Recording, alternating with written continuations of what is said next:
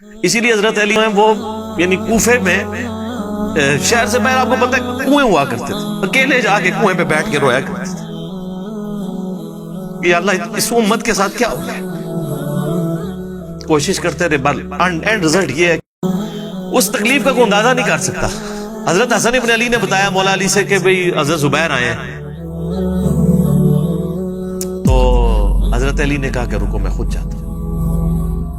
گئے، کہا زبیر یاد ہے وہ دن جب نبی تم مجھ سے بڑا پیار کر رہے تھے؟ وہ پھوپھی ذات تھے نا، نبی علیہ السلام کی پھوپھی کے بیٹے ہیں حضرت زبیر بن عوام رضی اللہ تعالیٰ.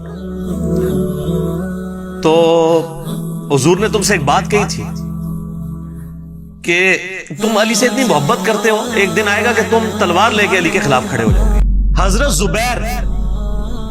حضرت زبیر وہ صحابی ہیں یعنی جو نبی علیہ السلام کے بہادر ترین اصحاب میں سے 12 بندے غزوہ احد میں حضور کے ساتھ رہ گئے تھے 700 میں سے غزوہ احد کے اندر، ان میں سے ایک حضرت زبیر بھی تھے.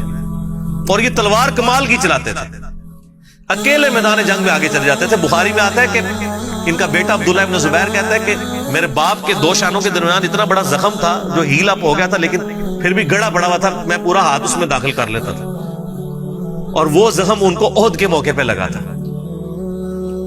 ٹھیک ہے. اور پھر اسی حدیث میں بخاری کے آتا ہے کہ جنگ یرموک کے موقع پر لوگ یعنی لیڈر کے اوپر چل رہے ہوتے ہیں، تو حضرت زبیر بھی ایک اسکواڈ کو لیڈ کر رہے تھے.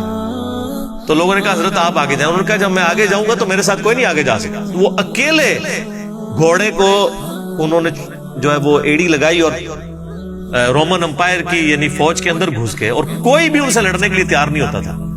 اتنی بہادری تھی ان کے اندر. لیکن جنگ جمل میں حضرت علی کے مقابلے پہ آ گئے.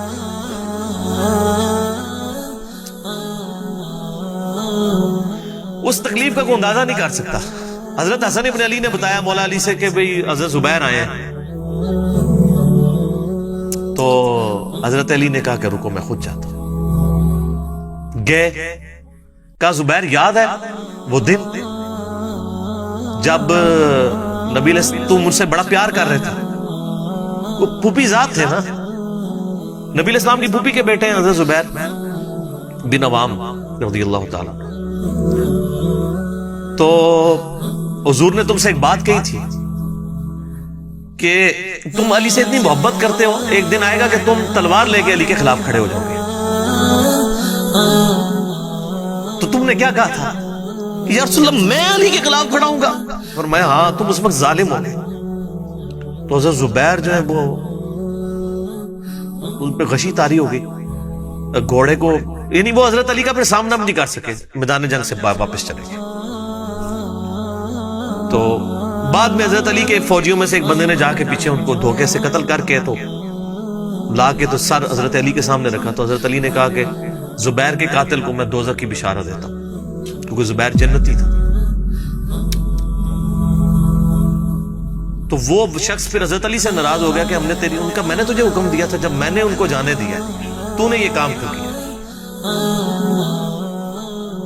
تو وہ پھر خارجی ہو گیا. اور یعنی یہ وہ محبت تھی، وہ جہاں محبت تھی وہ نظر آتی تھی. ظاہر ہے کہ ایک بندے کی ایک غلطی سے اس کی پوری زندگی زیرو سے ملٹی پلائی نہیں ہو جاتی ہے. جس نے اتنا کچھ دین کے لیے کنٹریبیوٹ کیا کبھی نہیں ہو سکتا ایسے. حضرت علی کو بھی اس بات کا پتہ تھا. بہرحال یعنی اللہ تعالیٰ ان سے راضی ہو، اسی لیے نبی علیہ السلام کی اس حدیث یعنی وہ حضرت علی کے اس قول کو حضرت علی فٹ کیا کرتے تھے، حضرت زبیر، طلحہ اور حضرت عثمان ابن عفان پہ رضی اللہ تعالیٰ. باقی آپ میرا کربلا والا ریسرچ پیپر پڑھیں تو آپ کو پتہ چلے گا کہ کتنی یعنی مشکل وقت حضرت علی نے اپنی خلافت میں دیکھا اس حوالے سے. یعنی مصنف ابن ابی شیبہ میں آپ کے مخالفین کی لاشیں بھی ہیں، ان پہ بھی حضرت علی گریہ کر رہے ہیں، ایک ایک کی لاش اٹھا کے اس کو صاف کر رہے ہیں. حضرت طلحہ کا بیٹا تھا محمد بن طلحہ، اس کی لاش دیکھی تو رو پڑے، حالانکہ وہ مخالفت میں لڑنے آیا تھا. پھر حضرت حسن سے کہا کاش میں جنگ جمل سے 20 سال پہلے ہی مر گیا ہوتا، میں یہ دن نہ دیکھتا. ایک ایسا شخص جس نے 8 سال کی عمر میں اسلام قبول کیا، جس نے اسلام کو 0 سے 3 براعظموں میں پھیلتے ہوئے دیکھا، اور اب اس کو بڑھاپے میں یہ دن دیکھنے پڑ رہے ہیں کہ اس کے سامنے اسلام کا شرازہ بکھر رہا ہے، کہ مسلمان مسلمانوں سے لڑ رہے ہیں، ایک ایک جنگ میں 8-8 10 ہزار لوگ، جن میں مرنے والے صحابہ ہیں حضور کی تربیت یافتہ، جو ایک آواز کے اوپر حضور کی لبیک کہنے والے تھے، شیر و شکر تھے آپس میں. آپ اندازہ کر سکتے ہیں. اسی لیے حضرت علی جو ہیں وہ یعنی کوفے میں شہر سے باہر آپ کو پتہ ہے کنویں ہوا کرتے تھے، اکیلے جا کے کنویں پہ بیٹھ کے رویا کرتے تھے کہ اللہ اس امت کے ساتھ کیا ہو گیا. کوشش کرتے رہے، اینڈ رزلٹ یہ ہے کہ وہ خلافت کا نظام. اسی لیے مصنف ابن ابی شیبہ میں آتا ہے کہ آپ نے فجر اور عشاء کی نمازوں میں قنوت نازلہ پڑھی، اللہم علیک بمعاویہ و اشعائہ، اے اللہ معاویہ اس کے شیعہ کو برباد کر، علی اور اس کے عمرو بن عاص اور اس کے شیعہ کو، ابا سلمی اور اس کے شیعہ کو، قیس اور اس کے شیعہ کو برباد کر. باقی احادیث میں آپ علیہ السلام نے جو بشارت کر دی تھی، سنن سعید کبریٰ کے اندر حدیث موجود ہے، حاکم کے اندر، کہ نبی علیہ السلام نے حضرت علی سے ایک دن فرمایا تھا، اے علی، اگلی امتوں میں سب سے بڑا بدبخت وہ تھا جس نے قوم عاد کی اونٹنی کو قتل کیا اور اس کے بعد عذاب آ گیا. میری امت کا سب سے بڑا بدبخت وہ ہوگا جو تیرے سر کے خون سے تیری داڑھی کو رنگ دے، اور وہی ہوا ہے.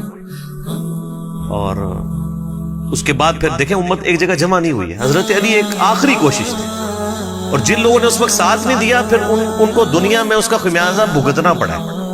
عبداللہ بن عمر نے بیعت نہیں نہ کی تو صحیح بخاری اٹھا کے دیکھیں، عبداللہ بن عمر کو آل امیہ نہیں قتل کروایا، حجاج بن یوسف نے زہر آلود نیزہ مروا دیا. اور حاکم کے اندر مجموع الزوائد کے اندر موجود ہے، حضرت عبداللہ بن عمر آخری عمر میں کہا کرتے تھے، کاش میں اس وقت علی کا ساتھ دیتا اور یہ خلافت کا نظام تو بچ جاتا. کیونکہ کئی لوگ بیچ میں نیوٹرل ہو گئے تھے جو پھر ساتھ نہیں دیا، تو اس کی وجہ سے پھر حضرت علی کے چونکہ اب پاس اتنی مین پاور نہیں تھی کہ اس سسٹم کو سنبھال سکتے، بال پھر وہ شہید ہو گئے اور پھر معاملات آگے.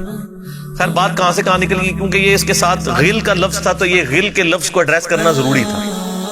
تو آج ہم جب جنگ جمل صفین نہروان کو ڈسکس کرتے ہیں تو یہ کوئی غل والی بات نہیں ہے، یہ وہ چیزیں ہیں جو ایک ریالٹی ہیں. اور وہ اگر یہ غل والی بات ہے تو نبی علیہ السلام کے دل میں بھی نعوذ باللہ غل تھا، مولا علی کے دل میں بھی غل تھا، ایسا نہیں تھا. وہ دین کی حمیت کہلاتی ہے، اس کو غل نہیں آپ کہتے.